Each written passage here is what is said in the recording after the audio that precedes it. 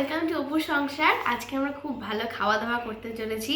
আজকে অ্যাকচুয়ালি আমাদের একটা ওয়েডিং অ্যাটেন্ড করার কথা ছিল, কিন্তু আমরা যেতে পারিনি। তাই জন্য আমরা বাড়িতে এখন ভালো খাবার অর্ডার দিয়ে খাচ্ছি। ওর পাপা গেছে, কিন্তু আমি আর ও আছি।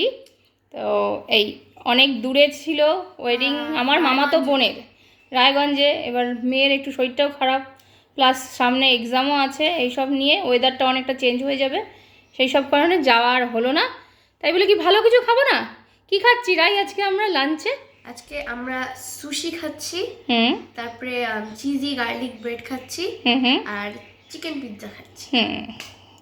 তো এগুলো সব অর্ডার দিয়ে খাওয়া হচ্ছে, বাইরে থেকেই করা মানে আনা হলো। এগুলো তো আর আমি বানাতে পারবো না সব কিছু। ফেমাস হয়ে গেল, কি মশলাটা ফেমাস হয়ে গেল।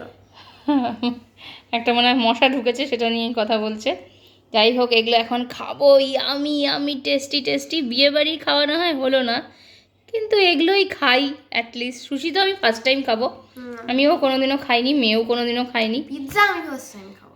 পিৎজা তুমি খেয়েছো? কিন্তু মানে রেস্টুরেন্ট অর্ডার পিৎজা কখনো খাইনি। হ্যান্ডমেড পিৎজা খেয়েছিলাম, ওই যে বাড়িতে হোমমেড পিৎজা খেয়েছে, বাট রেস্টুরেন্ট থেকে অর্ডার দিয়ে পিৎজা কখনো খাওয়া হয়নি। তো আমরা এনজয় করি, আর মশাটাকে তাড়ানোর চেষ্টা করা হচ্ছে, রাই করছে।